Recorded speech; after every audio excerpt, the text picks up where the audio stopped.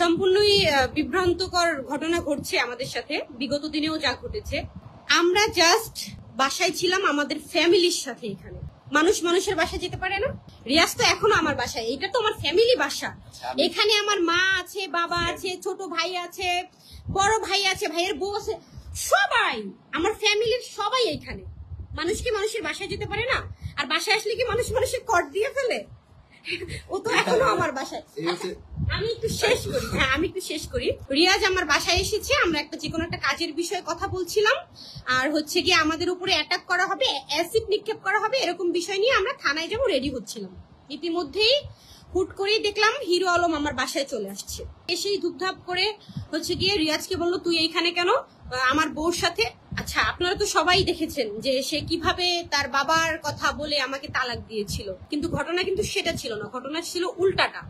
সে কিন্তু পরকীয়া করেছে বিধায় আমার তার সাথে ঝামেলা, কিন্তু সে বিষয়টা টেনেছিল যে তার বাবার কারণে আমাকে সে তালাক দিয়েছে। আচ্ছা, তালাক দিয়েছে বুঝলাম, তাহলে সে আমার বাসায় আসলো কেন? সে তো আমাকে তালাক দিয়েছে, সে কেন আমার বাসায় আসবে? দেন সে বাসায় আসছে, মাস্তানটা এখন আমার বাসার নিচে মাস্তান রেডি করে রাখছে। রিয়াজ নিচে নামলে রিয়াজকে মারবে, অনেকগুলো মাস্তান দাঁড়া করায় রাখছে।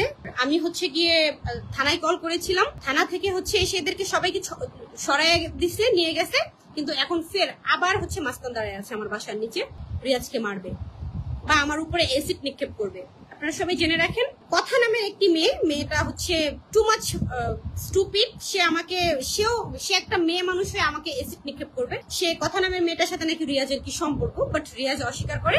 মেয়েটা বলছে যে ইতির সাথে যখন তার খারাপ সম্পর্ক, তখন নাকি সে এসে রিয়াজের সাথে সম্পর্ক গড়ে ফেলছে। কেন? ইতির সাথে তো তার খারাপ সম্পর্ক, তখন তুমি এসে কেন সম্পর্ক গড়বা?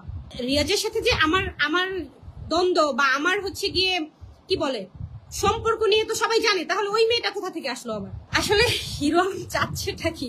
এটা হচ্ছে হিরো আলম, হ্যাঁ, উল্টা মনে দেখা যাচ্ছে। এনিওয়ে, মানে এখানে হিরো আলম কালকে রাত্রে আমাকে মেসেজ দিয়ে বলতেছে যে সমস্যা কি, কোন জায়গায়, কেমনে কি। আমি বলতেছি বলেন কি প্রবলেম, আপনি মেসেজ দিচ্ছেন কেন? পরে আমাকে গালাগালি করে অনেক রকম থ্রেড দেয়, যেটা আগে দিছে। আমি এক থ্রেডে তাকে হচ্ছে জিটিও করছি যে এটা সেটা। তো আমাকে বলে আচ্ছা ঠিক আছে সমাধান করবো, আসো। আমি কই আপনি কে যে আপনার কাছে যাইতে হবে? পরে আমি কই তাহলে তুই আয়। পরে আমি ভাবলাম যে উনি যদি আমার এখানে আসে তাহলে নির্ঘাত বলবে যে আমি ভয় পাইছি। পরে আমি কই আচ্ছা ঠিক আছে, ওকে। এর ভিতরে ফোনে কথা হয়েছে যে আমি আসবো। তো আমি এখানে আসছি, আসার পরে হিরো আলম আসছে। ওই যে ভিডিওতে তো সব দেখলেনি। আসার পরে এখন উনি অনেকক্ষণ কথা হয়েছে, কথা বলার পরে উনি সিনকেট তৈরি শুরু করে দিছে। যে ওনারা প্ল্যানিং এ ছিল যে আমাকে আর রিয়াকে সে কোর্ট দিবে। আরে কি একটা অবস্থা! মানে দেশের মানুষ মূর্খ না, আর অডিয়েন্স কখনোই বোকা হয় না। ঠিক আছে, আপনারা প্রমাণ করেন।